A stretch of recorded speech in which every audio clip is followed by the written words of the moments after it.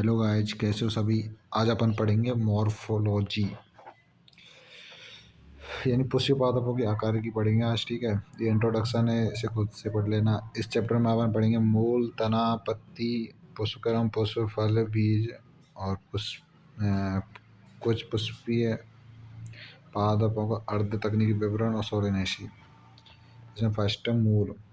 अधिकांशतः द्विबीजपत्री पादपों मूलांकुर के लंबे होने से प्राथमिक मूल बनती है। द्विबीजपत्री जो पादप है ना, उनमें मूलांकुर के लंबे होने से प्राथमिक मूल बनेगी। ठीक है, और इसमें पार्श्व मूल होते हैं, इसमें द्वितीय तृतीय मूल ये अपनी प्राथमिक मूल, इसमें से ये मूल निकल गई, ये द्वितीय हो गई, ये तृतीय हो गई। ठीक है, और प्राथमिक मूल तथा इसकी शाखाएं मिलकर मूसला मूल तथा प्राथमिक मूल ये है तथा इसकी जो शाखा है ना, ये शाखा जो जैसे प्राथमिक मूल है, इसकी जो शाखा लेकर रहे हैं, जो द्वितीय को तृतीय मूल है, ये कौन सी, मतलब ये सब मिल के मूसला मूल तंत्र बनाएंगे। ठीक है, इसका उदाहरण है सरसों का पौधा। ठीक है, एक बीजपत्री पौधों में प्राथमिक मूल अल्पायु है। एक बीजपत्री पौधों में प्राथमिक मूल अल्पायु होती है, इसके स्थान पर अनेक मूल निकलती हैं। मूल तने के आधार से निकलती है, इन्हें झकड़ा मूल तंत्र बोलते हैं। इन्हें क्या बोलते हैं? झकड़ा मूल तंत्र। इसका उदाहरण गेहूं का पौधा है। ठीक है, कुछ पौधे जैसे घास, बरगद में मूल मूलांकुर की बजाय पौधे के अन्य भाग से निकलती है, जिन्हें अपस्थानिक मूल कहते हैं। मूल मूलांकुर से ना निकल के अन्य स्थान से निकले तो उन्हें अपस्थानिक मूल भी कहते हैं। मूल तंत्र का प्रमुख कार्य, मूल तंत्र है उसका प्रमुख कार्य है मिट्टी से पानी तथा खनिज लवणों का अवशोषण। मिट्टी से पानी तथा खनिज लवणों का अवशोषण, पौधे को मिट्टी में जकड़ कर रखना, खाद्य पदार्थों का संचय करना, पादप नियामकों को संश्लेषण करना, ये अपने मूल के कार्य है। ठीक है, अब मूल के क्षेत्र डिस्कस करेंगे। इसमें अपन मूल का शीर्ष अंगुलित, यानी अंगुलित मतलब अंगुली समान भाग, इसको मूल गोप से ढका रहता है। यह कोमल शीर्ष की तरह रक्षा करता है। इसमें जो शीर्ष होता है ना, उसकी रक्षा करता है।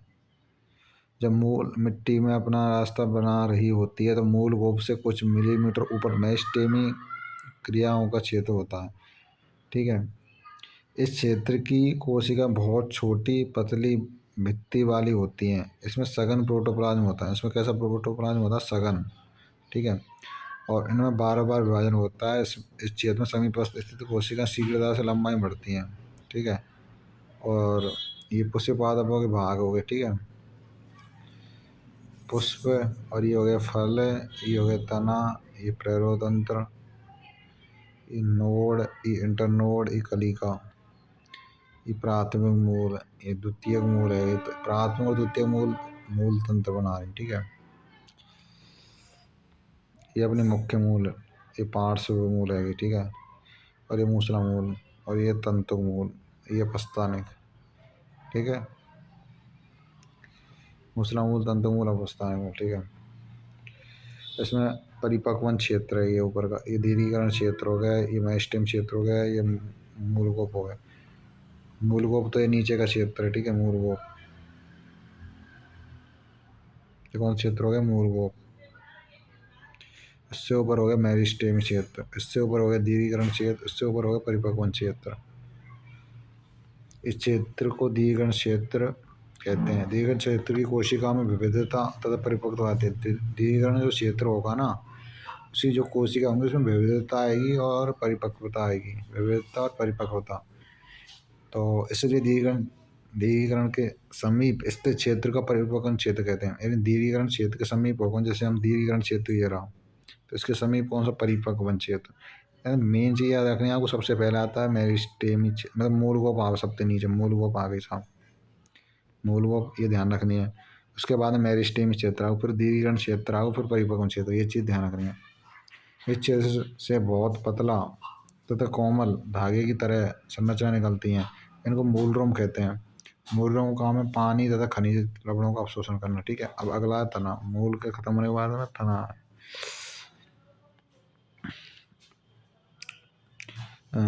ये अंकुरित बीज के भ्रूण के प्रांकुर से विकसित होते हैं। तने पर गांठें तथा पोरियां होती हैं। तने पर गांठ रहें, पोरियां रहें। तने के उस क्षेत्र को जहाँ पर पत्तियां निकलती हैं, तने का वह क्षेत्र जहाँ पर पत्तियां निकलती हैं, उनको गांठ कहते हैं। ये गांठें अंतस्थ अथवा कच्चे हो सकती हैं। ये गांठ कैसी रहें? अंतस्थ रहें और कच्चे रहें। ठीक है। तने का मुख्य कार्य शाखाओं को फैलाना, पत्ती तथा फल को संभाले रखना। ठीक है। यह पानी, खनिज लवण तथा प्रकाश संश्लेषण में पदार्थों का संवहन करता है। कुछ तने भोजन संग्रह करने में, सहारा, सुरक्षा देने में तथा काय प्रवर्धन में कार्य संग्रह करते हैं। ये अगली पत्ती, पत्तियों की संरचना में पत्ती के जो भाग है, फर्स्ट वाला जो भाग है ना, पत्ती का भाग है। ठीक है। ये और दूसरा है जाली का श्रावण। ये जाली का श्रावन्यास हो गया ये, क्योंकि देखो इसमें ये श्रावन्यास निकल रहे हैं ना इसमें, ये श्रावन्यास जो दिख रहे होंगे आपको, यहाँ से यूं से यूं, श्रावन्यास है। तो यहाँ में देख रहा हो जालिका की तरह जाल रहे, जाल की तरह एक संरचना में नाम है, तो इसलिए जाली का श्रावन्यास। जैसे दूसरा समांतर श्रावन्यास, तो ये समांतर, बिल्कुल देखो इसमें कोई जालिका नहीं दिख रही, इसमें स्पष्ट तो जालिका दिख रही है। जैसे ये दिख रही है यहाँ पे, ये दिख रही इस तरीके, देखो ये दिख रही यहाँ पे, ये रही, पर यहाँ पे बिल्कुल सपाट है, बिल्कुल सपाट है। ठीक है, बिल्कुल सपाट है। ठीक है, कोई जालिका नहीं है इसमें, ये चीज़ है। अब अपनी पत्ती यानी पत्ती पार्श्व भी है, चपटी। पत्ती कैसे रहेंगी? पार्श्व में पत्तियाँ, जैसे ये गांठ है, यहाँ पे गांठ रहेगी तो यहाँ पे ये डाली है तो यहाँ पत्ती लगी रहेंगी। ठीक है, तो वो चीज़ है। तो पत्ती पार्श्व चपटी संरचना होती है जो तने पर लगी रहती है। कहाँ पर लगी हुई? तना तना तना, ये रहा तना। ये गांठ पर होती है। ये क्या है? गांठ। ठीक है। इसके कक्ष में कली होती है, जिसे कच्चे कली, कच्छ में एक कली रह है, जैसे यहाँ पे छोटी सी पत्ती समान संरचना निकले, आप उसको कच्ची कली कहेंगे। कच्ची कली बाद में शाखा में विकसित होती है। कच्ची कली किसमें विकसित होती है? देखो शाखा में। पत्तियां प्ररोग के शीर्षस्थ में स्टेम से निकलती हैं। पत्तियां कहाँ से निकले? प्ररोग के शीर्षस्थ में स्टेम से। पत्तियां अग्राभिसारी रूप में लगी रहती हैं। पत्तियां कौन से रूप में लगी रहती हैं? अग्राभिसारी में। ये पौधे के बहुत ही महत्वपूर्ण कायिक अंग हैं और भोजन का निर्माण करती हैं। एक प्ररूपी पत्ती के 3 भाग। एक प्ररूपी पत्ती के कितने भाग हैं? 3 भाग हैं। पर्णाधार, पर्णवृंत, स्तरिका। पत्ती पर्णाधार की सहायता से तने से जुड़ती है। पत्ती पर्णाधार की सहायता से किससे जुड़ती है? तने से। इसके आधार पर पार्श्व छोटी पत्तियां निकलती हैं, जिन्हें अनुपर्ण बोलते हैं। एक बीज पत्री में पर्णाधार चादर की तरह फैलकर तने को पूरा एवं आंशिक रूप से ढका रहता है। यानी एक बीजपत्री जो है ना पौधे, उनमें पर्णाधार रहे ना, वो चादर की तरह फैला रहे और तने को पूरा तथा आंशिक रूप से ढक के भी रखे। ठीक है। कुछ लेगियम तथा कुछ अन्य पौधों में पर्णाधार फूल जाता है। यानी कुछ लेगियम जो पौधे या अन्य पौधे जिनमें पर्णाधार क्या है? फूल जाता है। ऐसे पर्णाधार को पर्णवृंत तल्प या पल्वाइनस बोला जाता है। पर्णवृंत पत्ती को इस तरह से सजाता है जिससे कि इसे अधिकतम सूर्य का प्रकाश मिल सके। ठीक है। लंबा पतला लचीला पर्णवृंत स्तरिका को हवा में हिलाता है। यानी पतला लंबा है वो, पतला रहे वो, लचीला रहे वो, पर्णवृंत रहे जो स्तरिका को हवा में हिलाता रहता है, जिससे ताज़ी हवा पत्ती को मिलती है। स्तरिका पत्ती का हरा तथा फैला हुआ भाग है जिसमें सिराएं एवं सिलिकाएं होती हैं। इसके बीच में एक सुस्पष्ट रहा है जिसे मध्यसरा कहते हैं। सराएं पत्तियों को दृढ़ता प्रदान करती हैं और पानी, खनिज तथा भोजन के स्थानांतरण के नलिकाओं की तरह कार्य करती हैं। विभिन्न पौधों में स्तरिका की आकृति तथा सिरे, चोटी, सतह, कटा में विविधता होती है। अब श्रावन्यास, इन सिराओं को जो विन्यास को श्रावन्यास कहते हैं और पत्ती का जो विन्यास होता है पत्ती विन्यास, या फिर फूलों का विन्यास होता है तो पुष्करम विन्यास बोला जाता है। ठीक है। पत्ती पर सिरा तथा सिरिकाओं के विन्यास को श्रावन्यास बोला जाता है। जब सिरिका स्तर पर एक जाल जैसे ये पत्ती है। ठीक है। इसमें जो जाल मैंने बताया था ना ऊपर, यहाँ पे देखो ये जाल, ये बन तो रहे हैं। ठीक है, ये जाल। ठीक है, ये होते हैं जाल। यानी कि जब सिरा स्तरिका पर एक जाल बनाती है तो उससे जाली का शिराविन्यास बोला जाता है, जो कि चित्र ब में देख सकते हो, ठीक है, जो मैंने अभी बताया। प्राय द्विबीजपत्री पौधे में मिलता है। कौन से पौधे में? मतलब द्विबीजपत्री। एक बीजपत्री में समांतर शिराविन्यास, द्विबीजपत्री में अपना जाली का आकर शिराविन्यास, ये चीज़ याद रखनी है। जबकि जबकि सिरिका समांतर होती हैं उसे समांतर शिराविन्यास कहते हैं। ये प्राय एक बीजपत्री पौधों में। अब पत्तियों के प्रकार हैं, ठीक है। जब पत्तियों की स्तरिका अचिन्ह होती है अथवा कटी हुई, लेकिन कटाव मध्य सिरा तक नहीं पहुंचता, यानी कि कटी हुई रहेंगी परंतु कटाव है ना इनको मध्य सिरा तक ना पहुंचेगा, जब तब ये कौन सी पत्ती कहलाएंगी? सरल पत्ती। जब स्तरिका कटा मध्य सिरा तक पहुंचने और बहुत छोटे पत्रकों में टूट जाए तो ऐसी पत्ती को क्या बोलेंगे? संयुक्त पत्ती। ऐसी पत्ती को क्या बोलेंगे? संयुक्त पत्ती। सरल तथा संयुक्त पत्ती दोनों में पर्णवृंत के कक्ष में कली होती है। सरल तथा संयुक्त पत्ती है ना, सरल तथा संयुक्त पत्ती दोनों में पर्णवृंत को जो कक्ष में कली, पर्णवृंत का जो कक्ष है ना उसमें कली रहे उसे लेकिन संयुक्त पत्ती के पत्रों को कक्ष में कली नहीं होती। संयुक्त पत्ती है ना, संयुक्त पत्ती, उसके पत्रकों के कक्ष में कली नहीं रहेगी, परंतु सरल तथा संयुक्त पत्ती दोनों में पर्णवृंत का जो कक्ष है, पर्णवृंत का जो कक्ष है उसमें कली रहेगी, परंतु संयुक्त पत्ती के पत्रकों में, ठीक है, कक्ष में कली मिल रही, परंतु यहाँ पे पत्रकों में कली ना मिल रही। ऐसे तो संयुक्त पत्ती मिल रहा है अपना पर्णवृंत, परंतु ये कक्ष की कली में मिल रहा है, ठीक है, लेकिन पत्रकों में ना मिले, संयुक्त पत्ती के पत्रकों में कच्ची कली ना मिले, ठीक है। संयुक्त पत्ती दो प्रकार की है, पिच्छाकार संयुक्त पत्ती और हस्ताकार, ठीक है। पिच्छाकार संयुक्त पत्ती में बहुत से पत्र एक ही अक्ष से, जैसे पिच्छाकारी है, जैसे बहुत से, यानी ई पिच्छाकार है, यानी नीम की पत्ती, तो बहुत से ये निकल रहे हैं बाहर, ठीक है, ये पत्ती निकल रही है, ठीक है। तो कह रहा हूँ कि पिच्छाकार संयुक्त पत्ती में बहुत से पत्र एक ही अक्ष एक्सिस जो कि मध्य सरा के रूप में होती है पर स्थित होते हैं। इसका उदाहरण है नीम। इसका उदाहरण क्या है? नीम। नीम की पत्ती ऐसी, ठीक है, इस तरीके से। और हस्ताकार संयुक्त पत्ती पत्रक एक ही बिंदु से, हस्ताकार में एक ही बिंदु से निकलेंगे, अर्थात पर्णवृंत की चोटी से जुड़े होते हैं, जैसे सिल्क कॉटन। सिल्क कॉटन है, जैसे एक ही बिंदु से निकल रहे हैं, ये पत्ती निकल रही, ये पत्ती निकल रही, ये पत्ती निकल रही, ये पत्ती निकल रही, ये पत्ती एक ही बिंदु से स्टार्ट, और परंतु यहाँ बिंदु अलग है ना, यहाँ पर साइड नीम वाली पत्तियाँ देखो, यहाँ बिंदु है, इससे ये पत्ती निकल रही, ये निकल रही है। अगला जैसे यहाँ पे अलग निकल रही है, यहाँ अलग, तो अलग अलग बिंदु पर अलग अलग पत्ती, यहाँ एक ही बिंदु से मल्टीपल पत्ती निकल रही है, तो उसको सिल्क कॉटन इसका एग्जाम्पल है, ठीक है, यानी हस्ताकार संयुक्त पत्ती है। और अलग अलग बिंदु से निकल रहा है तो पुच्छाकार, एक ही बिंदु से निकले तो हस्ताकार, ठीक है, वो चीज़ है। अब पर्णविन्यास, यानी पत्तियों के विन्यास को पर्णविन्यास। तने तथा शाखा पर पत्तियों के विन्यास स्थित रहने के क्रम को पर्णविन्यास बोला जाता है। यह प्राय तीन प्रकार की होती है, एकांतर, सम्मुख, चक्राकार। तो यानी एकांतर क्रम में लगी होगी तो एकांतर पत्ती, और सम्मुख यानी आमने सामने, आमने सामने बिल्कुल जो आमने सामने है नहीं वही, ठीक है, वो सम्मुख है। चक्राकार यानी चक्र में रह गई, ठीक है, चक्र में रह गई साहब। तो एकांतर प्रकार के पर्णविन्यास में एक अकेली पत्ती प्रत्येक गांठ पर एकांतर रूप में लगे होते हैं, ठीक है, मैंने बताया अभी। जैसे ये इसमें गुड़हल है, एकांतर एकांतर पर्णविन्यास है,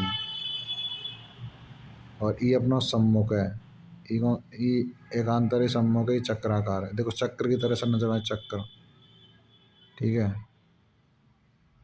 इस तरीके से।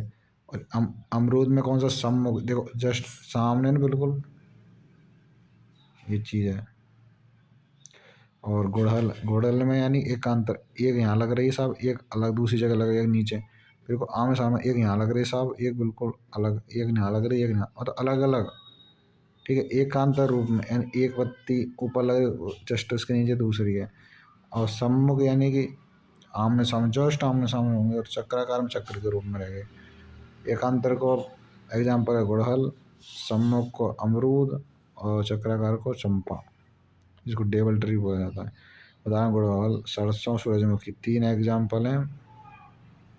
या कि एकांतर के सम्मुख प्रकार के पर्णविन्यास में प्रत्येक गांठ पर एक जोड़ी पत्ती निकलते, एक दूसरे के सम्मुख होते हैं, इसका उदाहरण कैरोट्रोपिस, आँख और अमरूद। आँख ना, आंकड़ा नहीं सुना क्या, गाँव में होते हैं ना वो आंकड़ा, आँख, वही है। यदि एक एक आंट पर दो से अधिक पत्ती, एक ही आंट पर दो से अधिक पत्ती निकलती हैं तो उसके चारों ओर एक चक्र सा बन जाता है, उसे चक्राकार विन्यास बोलते हैं। एलेस्टोनियन डेवल ट्री। अब पुष्करम। फूल एक रूपांतरित प्ररोह है। इन फूल का एक रूपांतरित प्ररोह है जहाँ पर प्ररोह का शीर्ष मेरिस्टेम पुष्पीय मेरिस्टेम में परिवर्तित हो जाता है। पोरियां लंबाई में नहीं बढ़ती हैं, अक्ष दबकर रह जाती है, ठीक है। और गांठ पर क्रमानुसार पत्तियों की बजाय पुष्पीय पांग निकलते हैं जब प्ररोह शीर्ष मूल में फूल में परिवर्तित हो जाता है। यानी पुष्प किस में परिवर्तित, पुष्पीय पांग रहे हैं ना, वो फूल में परिवर्तित हो जाएंगे जब वह सदैव अकेला होता है। पुष्पीय अक्ष पर फूलों के लगने के क्रम को पुष्प क्रम, देखो इस तरीके जैसे पुष्प में लग रहे हैं ना, इसमें ये पुष्प में सारे पुष्प पुष्प, ठीक है। यानी पुष्पीय अक्ष, ये एक्सिस पर जो, ये एक्सिस पर जो ये देखो, ये तो वो है शाखा, यहाँ पे वो क्या कर रहे हैं, फूल, ठीक है। ये शाखा यहाँ पर फूल, ये शाखा यहाँ फूल। तो वही चीज़ है कि यानी पुष्पीय अक्ष पर फूलों के लगने के क्रम को पुष्पक्रम, शीर्ष का फूल में परिवर्तित होना अथवा सतत रूप से वृद्धि आधार पर पुष्पक्रम को दो प्रकार में बांटा गया, असीमाक्षी, एक है सहसीमाक्षी। असीमाक्षी प्रकार के पुष्पक्रम में प्रमुख अक्ष में सतह वृद्धि होती है। फूल पहाड़ समय अग्रावसारी क्रम में लगे होते हैं, फूल किसमें अग्रावसारी क्रम में लगे होते हैं। सहसीमाक्षी पुष्पक्रम में प्रमुख अक्ष के शीर्ष पर फूल लगता है, इसलिए इसमें सीमित वृद्धि होती है। सहसीमाक्षी जो पुष्पक्रम है ना, बाकी शीर्ष पर जो फूल लगा रहे ना, यहाँ पे जैसे फूल लग रहा है, यहाँ फूल लग रहा है, यहाँ फूल लग रहा है, सब यहाँ फूल लग रहा है। तो कह रहे सहसीमाक्षी में प्रमुख अक्ष के शीर्ष पर, मतलब शीर्ष पर जो फूल लग रहा है, सही है, तो इसको बोलेंगे सहसीमाक्षी। और इसमें सीमित वृद्धि आनी चाहिए। यदि फूल तालाबसारी क्रम में, तालाबसारी क्रम में लगा हुआ तो तालाबसारी क्रम, ठीक है,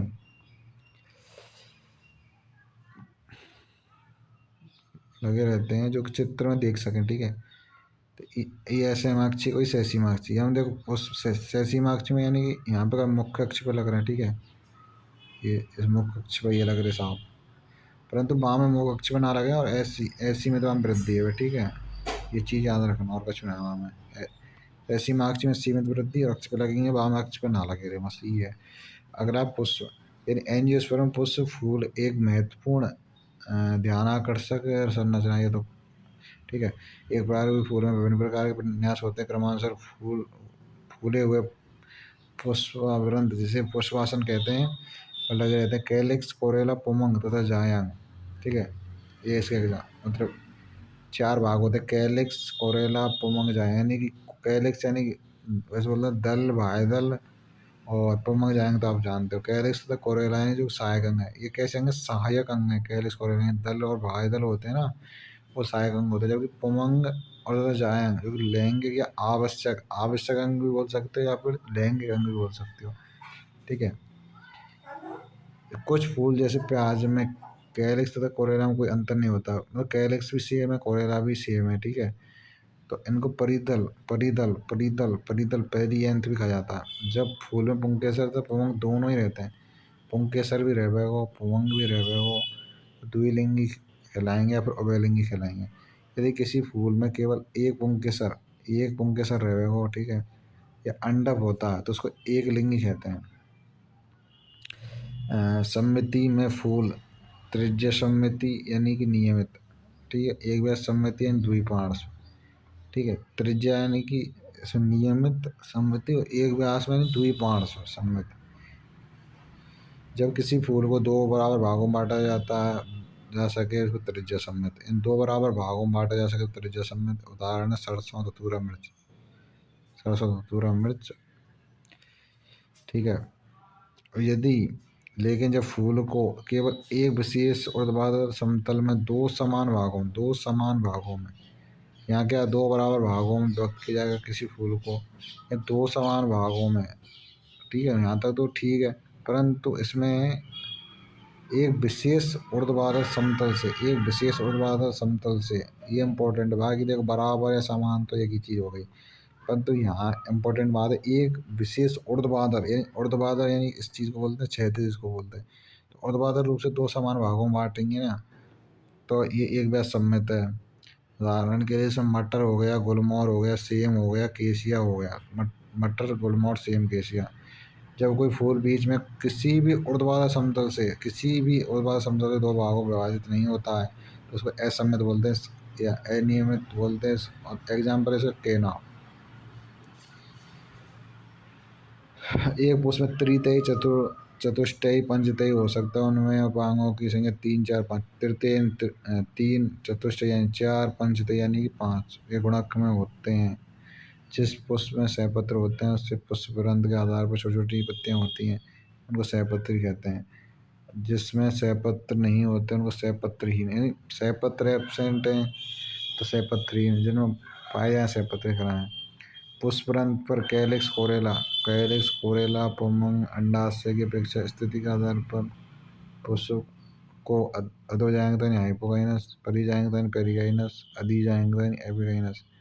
अधोजायंगता में जाएंगे सर्वोच्च स्थान पर। अधो में तो सर्वोच्च स्तर पर रहेगा, ठीक है। और अन्य अंग नीचे रहेंगे, इसमें अन्य अंग कहाँ रहेंगे, नीचे। अधोजायंगता में जो सर्वोच्च स्थान पर रहेगा जायांग। ऐसे फूलों में अंडाश से ऊर्ध्ववर्ती, अंडाश कैसे रहेगा, ऊर्ध्ववर्ती। जैसे सरसों, गुड़हल, बैंगन में पाया जाए। ऊर्ध्ववर्ती के कौन कौन से पाया जाए, सरसों में, गुड़हल में, बैंगन में। परिजायंगता में अंडा से मध्य में होगा, परिजायंगता मध्य में रहेगा। ऊर्ध्ववर्ती यानी ऊपर, जैसे ये चीज़ है, ठीक है, नो रखो याद। ऊर्ध्ववर्ती यानी ऊपर की साइड में, ऊपर। और परिजायंगता बीच में। और ये अधो है वो, अधोवर्ती, ऊर्ध्ववर्ती, ये अधोवर्ती। अधोवर्ती यानी नीचे, और परिजायंगता यानी कि बीचों बीच में, ठीक है। और ई का नाम है ऊर्ध्ववर्ती यानी कि ऊपर के लिए, ऊर्ध्ववर्ती ऊपर, और बीच में यानी कि अपना परिजायंगता, और नीचे होगा तो अधोजायंगता, ठीक है। परिजायंगता में अंडा से मध्य में यानी बीच में होता है। अन्य भाग पुष्पासन किनारे पर स्थित होते हैं, ये लगभग समान ऊंचाई तक होते हैं। अंडा से आधा अधोवर्ती, इसमें अंडा से आधा अधोवर्ती होता है। इसके सामान्य उदाहरण पल्लम, प्लम, गुलाब, आड़ू। अधिजायंगता नीचे, पुष्पासन किनारे ऊपर की ओर वृद्धि करते हैं तथा वे अंडा से पूरी तरह से घेर लेते हैं, इसमें संलग्न हो जाता है। फूल के अन्य भाग अंडाशय के ऊपर होते हैं, लेकिन इसमें अंडा से ऊर्ध्ववर्ती होता है। अंडा से कैसे होता है, ऊर्ध्ववर्ती, सॉरी अधोवर्ती होता है। अंडा से अधोवर्ती होता है। अधो यानी कि नीचे, अधो मतलब नीचे होता है, ठीक है। इसके उदाहरण है सूरजमुखी की अरिय पुष्प, अमरूद, घिया। यानी सूरजमुखी की अरिय पुष्प है, अमरूद है, घिया है, बताओ। और देखो, ये पुष्पासन पर पुष्पीय भागों की स्थिति है साहब। ये अधोजायंगता, परिजायंगता, अधिजायंगता। और ये नीट में भी आ चुके हैं, ठीक है, 2025 में पूछे जा चुका है। तो ये चीज़ देख लो, वो मस्त। ये कई, ये अधोजायंगता का ए वाला, और बे और से परिजायंगता, ये दे अधिजायंगता, ठीक है। अब पुष्प के भाग। प्रत्येक पुष्प में 4 चक्र हैं। कैलिक्स, कोरेला, पोमंग, यानी पहला पढ़ेंगे कैलिक्स यानी कि बाह्यदल। कैलिक्स पुष्प का सबसे भारी चक्र है, इसकी इकाई को बाह्यदल, ठीक है। प्राय बाह्यदल हरी पत्तियों की तरह होता है, कली की अवस्था में फूल की रक्षा करते हैं। कैलिक्स संयुक्त बाह्यदली तथा पृथक बाह्यदली कहलाते हैं, ठीक है। संयुक्त यानी जुड़े हुए बाह्यदल, पृथक यानी मुक्त बाह्यदल। अब अपना कोरेला यानी कि दल, कोरेला यानी कि दल, और कैलिक्स यानी कि बाह्यदल। कैलिक्स यानी क्या होता है, बाह्यदल। कोरेला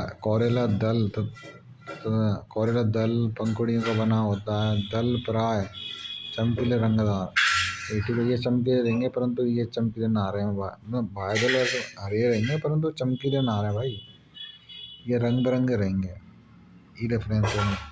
ये परागण के लिए कीटों को अपनी ओर आकर्षित करते हैं, ठीक है भाई, क्योंकि अलग चमकदार है, रंगदार है, ठीक है, तो आकर्षित तो करने। कैलिक्स की तरह कोरेला भी संयुक्त दली, पृथक दली होता है।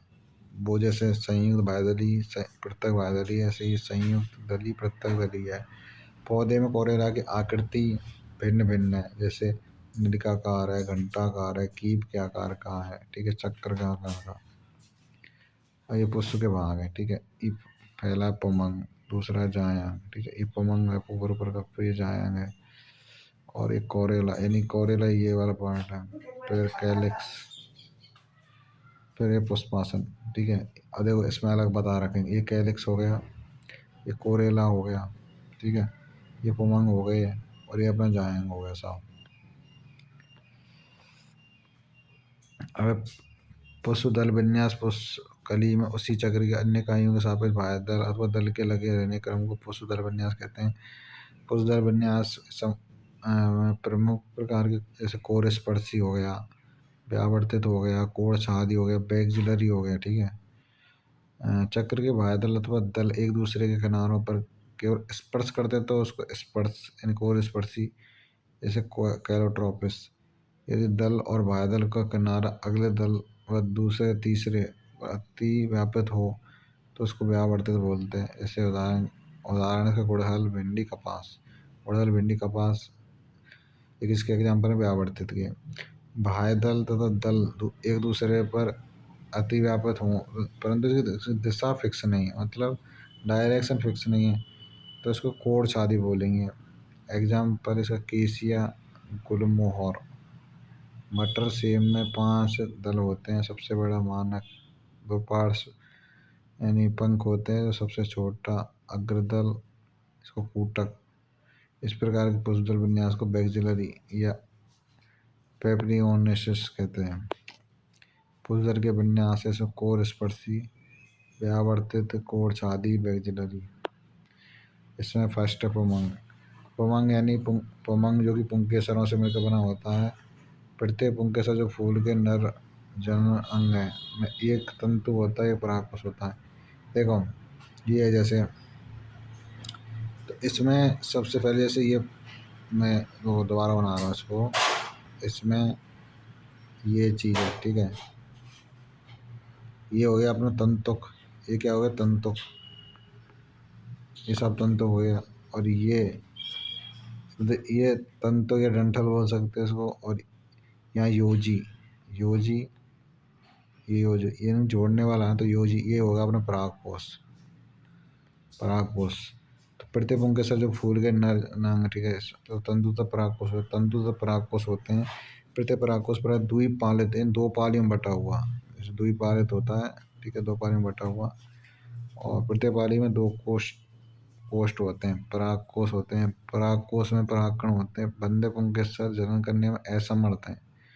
बंदे पुंकेसर में जो कि बंध्य, बंध्य ये चीज़ है, बंद नहीं, बंध्य पुंकेसर जनन करने में असमर्थ है, इनको स्टेमिनोड कहा जाता है। पुंकेसर फूल के अन्य भागों जैसे दल आपस में ही जुड़े हो सकते हैं, जबकि पुंकेसर दल से जुड़े होते हैं उसे दल लगने एपी पेटल कहते हैं। जैसे बैंगन, परिदल से जुड़े होते हैं उनको परिदल यानी एपीफिल्स बोला जाता है। जैसे कि लिली, परिदल का एग्जाम्पल लिली है, दल लगने को बैंगन, ठीक है। फूल में पुंकेसर मुक्त या बहुपुंकेसरीय से जुड़े हो सकते हैं। पुंकेसर एक गुच्छे तो बंडल में यानी एक संगी, जैसे एग्जाम्पल गुड़हल। दो बंडल हैं तो द्विसंगी, जैसे एग्जाम्पल मटर। दो से अधिक हैं, दो से अधिक तो बहुसंगी, यानी कि एग्जाम्पल सिट्रस, सिट्रस यानी कि नींबू को बोलते हैं, ठीक है। अगला अपना चाय हम, ठीक है, ये अपना हो गया मटर, जानते होंगे इसको तो, ठीक है जी। जिसमें मतलब पहला सीमांत, सीमांत का है जो इसमें मतलब मटर का एग्जाम्पल है। दूसरा स्तंभी है जिसमें टमाटर, नींबू वगैरह इनका एग्जाम्पल है। फिर है भित्ति है, फिर मुक्त स्तंभी है, फिर आधारी है, ठीक है। इनके बारे में इसमें लिख रखा है, तो अपन पढ़ेंगे यहाँ पर। जायंग फूल के मादा जनन अंग है। जायंग क्या है, मादा जनन अंग है साहब। एक अथवा अधिक अंडकों से मिलकर होता है। अंडक के 3 भाग होते हैं, एक तो बढ़ती का होती है, बढ़ती का अगर होता है एक अंडाशय, ठीक है। ये चीज़ है, जैसे ये है, ठीक है।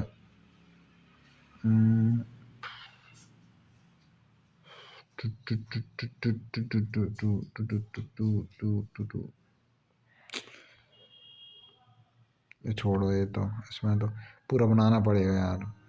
एक तो वर्तिका होता है, वर्तिका और एक अंडाशय। अंडाशय का आधारी भाग फूला होता है। सबसे नीचे क्या होता है? अंडाशय। तीन भाग याद रखो, जैसे ये वर्तिका हो गई, इससे नीचे वर्तिका, इसके अंदर अंडाशय, ये चीज़। हाँ, वर्तिका, वर्तिकाग्र, अंदर का क्या? अंडाशय, ये चीज़ है। अंडाशय का आधारी भाग फूला होता है। अंडाशय का आधार भाग कैसा? फूला हुआ, जिस पर एक लंबी नली होती है, जिसे वर्तिका कहते हैं। ठीक है, एक लंबी नली जो निकल रही है बाहर, वर्तिका। अब वर्तिका अंडाशय को एक वर्तिकाग्र से जोड़ती है। वर्तिका किसको जोड़ती है? वर्तिकाग्र से। वर्तिका ये है, वर्तिकाग्र। ठीक है, ये चीज़ है। फिर अंदर अंडाशय, वर्तिका की चोटी पर होती, वर्तिकाग्र वर्तिका की चोटी पर होती है और परागकण को ग्रहण करती है। प्रत्येक अंडाशय में एक अथवा अधिक बीजांड होते हैं, यानी एक जो अंडाशय है उसमें एक या अधिक बीजांड होते हैं। चपटे गूदेदार बीजांडाशय होते हैं। एक से अधिक अंडाशय में वे पृथक या मुक्त हो सकते हैं, जैसे गुलाब, कमल। युक्तंडपी यानी कि एपोकार्पस, जब अंडक जुड़े हुए होंगे, जब अंडक क्या होंगे? जुड़े हुए। तो एग्जाम्पल इसको मटर, टमाटर। युक्तांडपी सिनकार्पस कहते हैं निषेचन के बाद बीजांड से बीज तथा अंडाशय से फल बनेगा। बीजांड से बीज, अंडाशय से फल बनेगा। ठीक है, बीजांडन्यास। अंडाशय में बीजांड के लगे रहने क्रम को बीजांडन्यास कहते हैं। बीजांडन्यास सीमांत, स्तंभीय, भित्तीय, आधारीय, केंद्रीय, मुक्त स्तंभीय प्रकार के होते हैं।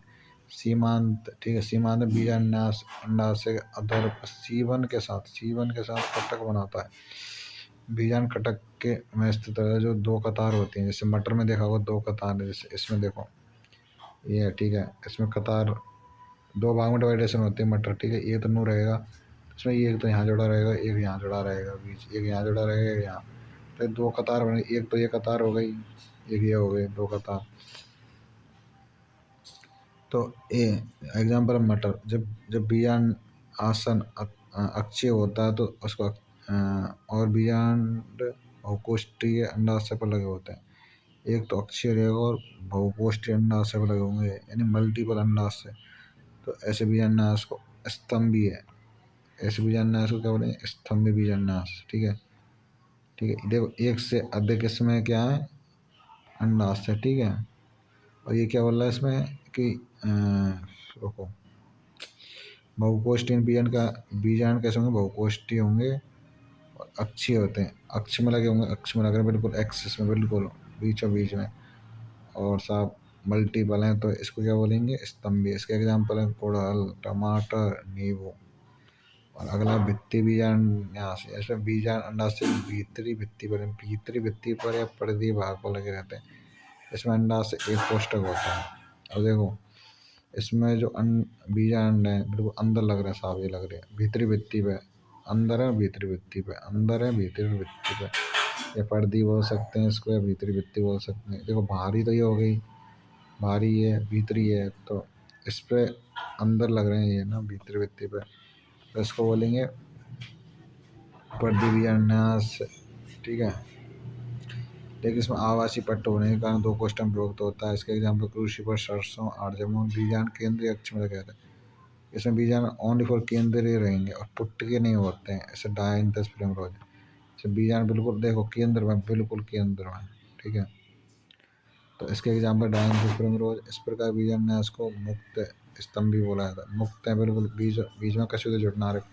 देखो यहाँ तो फिर भी जुड़ रहे हैं बाहरी भित्ति से, यहाँ बिल्कुल देख रहे हो अंदर की जो भित्ति है ना वहाँ तो जुड़ रहे हैं, मतलब ठीक है अंदर की भित्ति में जुड़ रहे हैं दोनों में, परंतु यहाँ मत कछु तो ना जुड़ रहे थे। मुक्त स्तंभ भी है गया। आधार और बीजांड न्यास में बीजांड अंडाशय के आधार पर होता है। इसमें केवल एक बीजांड होता है, उदाहरण सरसों गेंदा। अब साहब फल, फल पुष्पीय पादपों का प्रमुख अभिलक्षण है, ये एक परिपक्व अंडाशय में होता है, निषेचन के बाद विकसित होता है। यदि फल फल निषेचन के विकसित बिना निषेचन के, यदि फल बिना निषेचन के विकसित होता है तो उसे अनिषेक फल यानी कि पार्थिनोकार्पिक बोला जाता है, यानी अनिषेक फल, यानी इनमें निषेचन नहीं होगा, डायरेक्ट वैसे बन जाएगा, इसको एनिषेचन कहेंगे। फल में एक भित्ति तथा फल भित्ति बीज होते हैं। फल भित्ति शुष्क तथा गूदेदार हो सकती है, जब फल भित्ति मोटी होती है, गूदेदार होती है। तो उसमें भारी भित्ति होती है, बादल भित्ति कहा जाता है। इसके मध्यम भित्ति, मध्यम क्या होती है, फल भित्ति, और अंतफल भित्ति होती है। भीतरी कौन सी, अंतफल, ये देखो भारी है ये, ठीक है, ये भारी फल भित्ति हो गई। और इसमें हो गई साहब मध्य फल भित्ति, फिर एक और रही अंत्य फल भित्ति, ठीक है। तीन तरह की भित्ति हैं, बाह्य, मध्य और साहब अंत्य।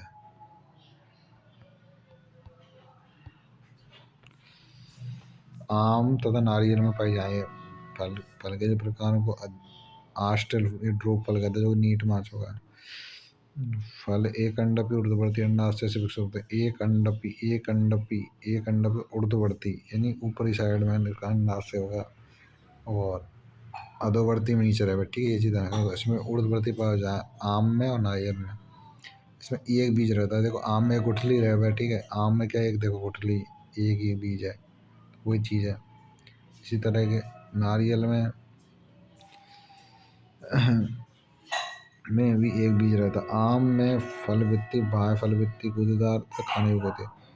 जो बाह्य फल भित्ति है ना, इसमें गूदेदार और खाने योग्य है, परंतु ये भीतरी भित्ति कठोर पथरी रहे। देखो बाह्य फल भित्ति इसको ये तो खाने योग्य है, परंतु अंत फल भित्ति यानी कठोर रहे भाई। पोटली है, कटली तो खा बड़ी सकें, कठोर है तो यह हमारा खा ना सकें।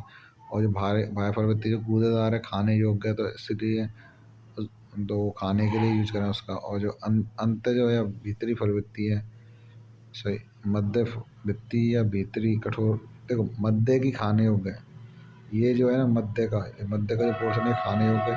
तो ये अंत है ना, ये तो बाह्य फल भित्ति खा सके, मध्य वाले खा सके, कोई दिक्कत नहीं, ठीक है। बाहर छिलका रहे हुए, मध्य में पूर्वक रस वगैरह रहे तो वह खा सके। तो अंतर की जो वो है गुठली, वह कैसे खाएंगे यार, वो चीज़ है ना। यानी बाह्य भित्ति गूदेदार खाने योग्य होती, मध्य भित्ति तथा कठोर पथरीली अंतर प्रवृत्ति के सुस्पष्ट रूप से भेद देता है। नारियल मध्य प्रवृत्ति तंतु में, इसमें देखो तंतु में रहती है ये, ठीक है। और देखो ये बाह्य फल भित्ति बाहर की साइड में, जैसे बाहर की जो लेयर है बाह्य फल भित्ति, ये मध्य का जो पोर्शन दिख रहा है मध्य फल भित्ति है। अंदर वाली बिल्कुल अंदर दिख रही है, ये बीज है, और ये अंदर फल भित्ति। भित्ति तो ये होती है ना, भित्ति यानी बाहर की जो परत है वो भित्ति है। अब बीज, ये भी पत्ती, दूसरी भी पत्ती, दो तरह के, ठीक है।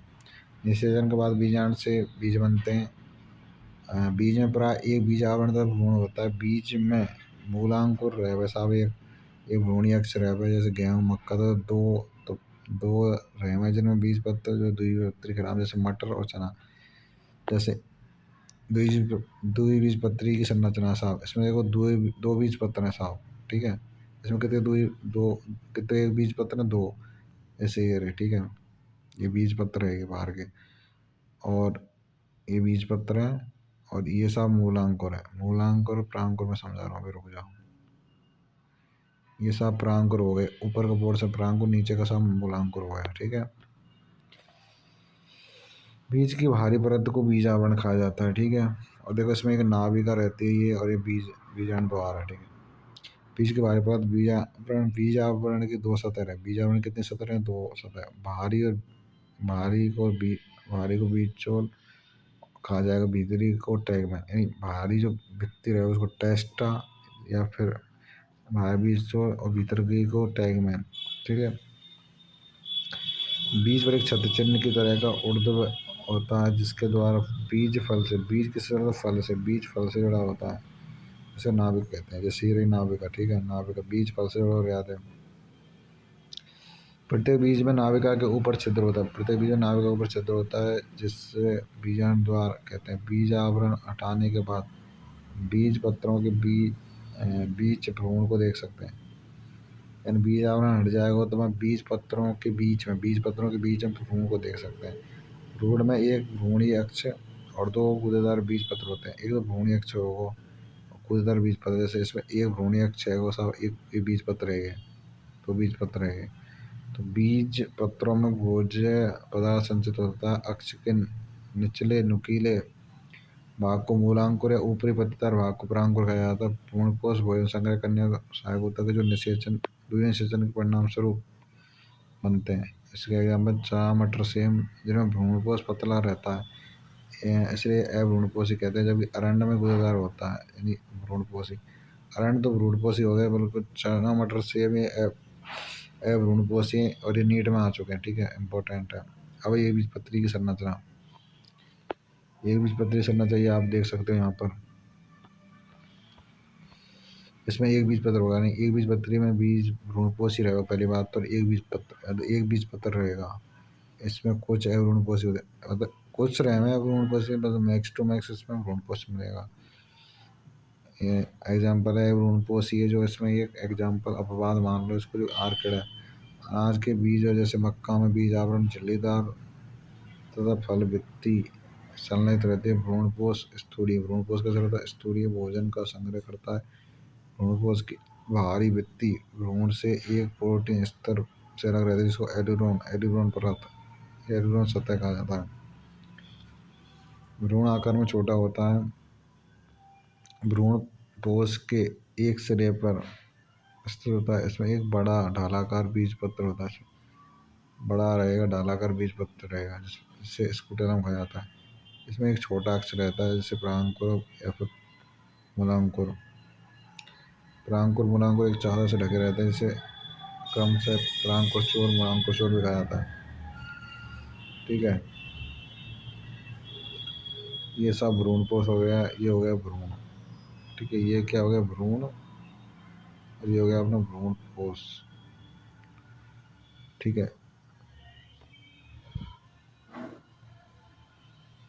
अब ये एक बीजपत्री की संरचना। ठीक है, इसमें सबसे बाहर मतलब बीज आवरण है साहब, मतलब बीज को ढकने वाला आवरण बीज आवरण, फिर उसके बाद एड्यूरोन परत जो दिख रही होगी, ये जो लेयर है एड्यूरोन परत की है। ठीक है, और ये सब भ्रूणपोष है। भ्रूण को जो पोषण मिलता है तो उसको भ्रूणपोष कहते हैं।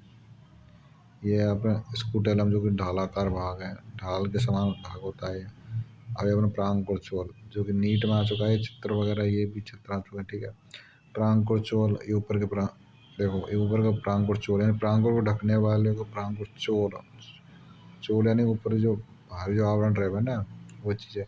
उसका बाद प्रांकुर है। ठीक है, ये प्रांकुर है, प्रांकुर। अब जैसे ये मूलांकुर चोल यानी मूल को ढक रही है तो मूलांकुर चोल, ये है मूलांकुर। ठीक है, अब समझ में आ गया ना। अब एक प्रारूपी पुष्य पादप होगा अर्धतकनीक विवरण।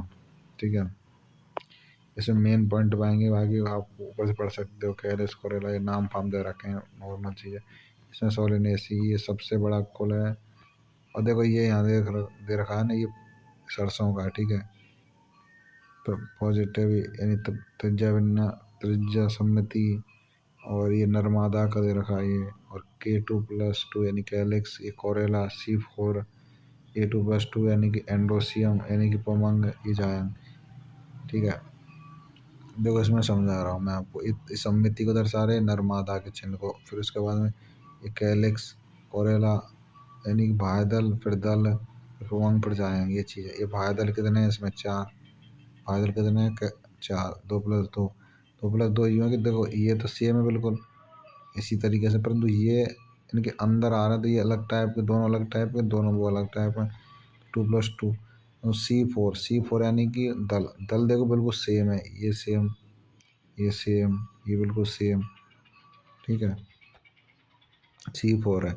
A2+4 क्यों है? देखो ये अलग, ये सब दो तो बिल्कुल सामने सटते हैं बिल्कुल, और ये देखो बिल्कुल साइड में बिल्कुल, ये आमने सामने बिल्कुल, चारों आमने सामने, तो ये बिल्कुल डिफरेंट है दो। ठीक है, तो A2+4 और G-2 G-2, ये देखो एक तो ये रहा, एक ये रहा, ये चीज़ है। इसमें पढ़ लेना। तना कैसा रहता? शाक की एक काष्ठीय वायु सीधा सिलेंडराकार, शाक के ठोस खोखला रोम युक्त एरोमिल भूमिगत, जैसे आलू सोनेम टू सामने। पत्तियां एकांतर सरल कर्मी संयुक्त चक्कर अनुपर्णी जाली का विन्यास। पुष्करम में एकल कच्ची है, सैसिमाक्षी सोलेनम। फूल ऐसा वेलेंगी तृतीय सम्मिति। कैलेक्स से 5 वायदल संयुक्त दीर्घस्थायी कोरस्पर्शी पुष्कर विन्यास। कोरेला 5 दल संयुक्त कोरस्पर्शी पुष्कर विन्यास। उमंग 5 दल, 5 पुंकेसर दल लगा। जाएंगे साहब। द्विअंडपी युक्त अंडपी तिरछी अंडाश से ऊर्ध्ववर्ती बीजांडासन। फल है संपुट सरस। बीज है साहब भ्रूणपोष यानी पुष्प सूत्र है पॉजिटिव, ये त्रिज्या सम्मिति को दिखाता। ठीक है, ये नर्मदा का चिन्ह है। ठीक है, ये नर्मदा, ये नर और ये मादा। एक कैलेक्स बायदल, एक कोरेला C5A5G-, जी नीचे, ई मतलब ऊपर होता है तो अधो, मतलब ऊर्ध्ववर्ती बोला जाता है, पर नीचे तो ई अधो जाएंगे, ऊपर होता है तो ऊर्ध्ववर्ती, नीचे तो अधोवर्ती, अधोवर्ती। ठीक है, ये चीज़ है। आर्थिक महत्व याद कर लें, जैसे इनके जो सदस्य हैं जिनको भोजन टमाटर बैंगन आलू, मसाले के रूप में मिर्ची, औषधि के रूप में बेलाडोना, अश्वगंधा धूमक, तम्बाकू सजावटी पौधे पेटूनिया। ये अपना हो गया पूरा। ठीक है, जो कैंडिडेट नए हैं, जो स्टूडेंट नए हो, चैनल को सब्सक्राइब कर लो, और जो इसकी डिटेल PDF आपको टेलीग्राम चैनल पे मिल जाएगी। NCERT बेस शॉर्ट नोट्स वगैरह एंड फिजिक्स केमिस्ट्री वाइब चाहिए, वो आपको टेलीग्राम चैनल में मिल जाएगा। ठीक है, लिंक डिस्क्रिप्शन में। बाकी चैनल वगैरह को सब्सक्राइब कर लो यार, कोई दिक्कत नहीं है। कोई सारी वीडियो आपको मिल जाएंगी इसमें। NCERT पूरी कवर करा रखी है बायो की, और अपनी केमिस्ट्री में ऑर्गेनिक, और फिजिक्स में और केमिस्ट्री में फार्मूला सीट वगैरह करवा रखी है सब चीज़। ठीक है, ऑल दी बेस्ट।